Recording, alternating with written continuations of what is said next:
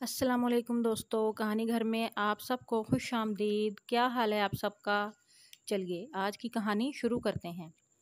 ایک غریب آدمی سارا دن گھر پر بیکار بیٹھا رہتا تھا۔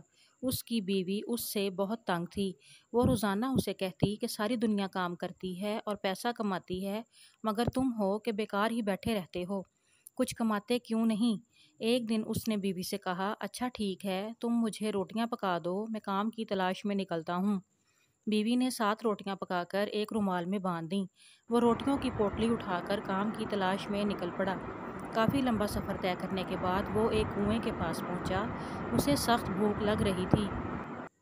وہ کنویں کے پاس ہی بیٹھ گیا اور روٹیاں نکال کر خود سے کہنے لگا، 1 کھاؤں، 2 کھاؤں یا 7 کھا جاؤں؟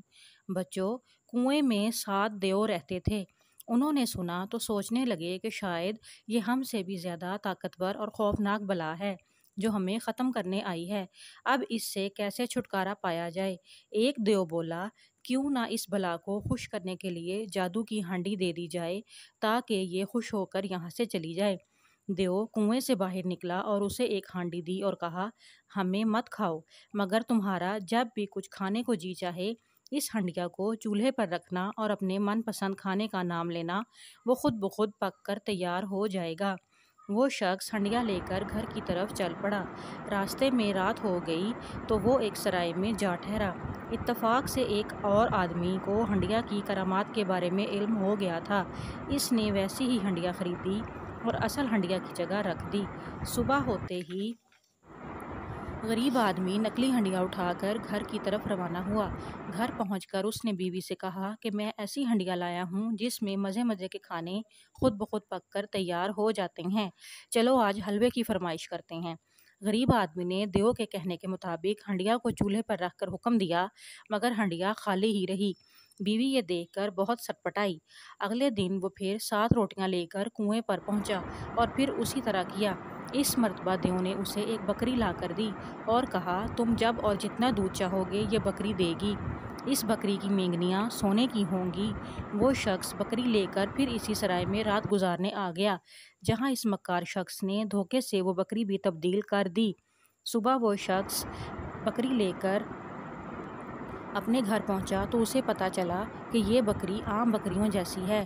یہ دیکھ کر اسے شدید غصہ آیا اور وہ تیسری مرتبہ روٹیاں لے کر کنویں پر آیا۔ کنویں پر پہنچ کر اس نے اپنے آپ سے کہا، آج تو میں ضرور 7 کو کھاؤں گا۔ دیو اسی وقت کنویں سے نکلے اور التجا کرنے لگے، خدا کے لیے ہمیں مت کھاؤ۔ وہ شخص غصے سے بولا، تم نے مجھے دونوں چیزیں نکلی دی ہیں، اس لیے آج تمہیں ضرور کھاؤں گا۔ دیو نے کہا، ہم نے تمہیں دونوں چیزیں اصلی دی تھیں، مگر جس سرائے میں تم نے رات گزاری وہاں ایک آدمی نے ہنڈیا اور بکری دونوں تبدیل کر کے ان کی جگہ نکلی چیزیں رکھ دی تھیں۔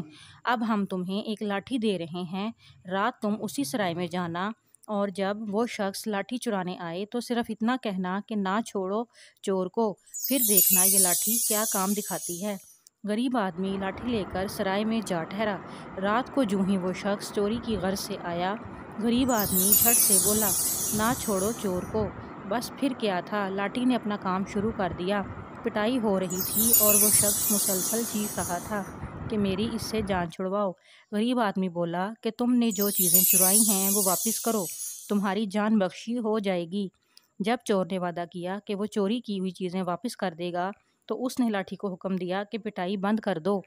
جوں ہی لاٹھی رکی، چور نے وہ ہنڈیا اور بکری غریب شخص کو واپس کر دیں۔ غریب آدمی تینوں چیزیں لے کر اپنے گھر آیا۔ میاں بیوی اصل چیزیں پا کر بہت خوش ہوئے اور ہنسی خوشی زندگی گزارنے لگے۔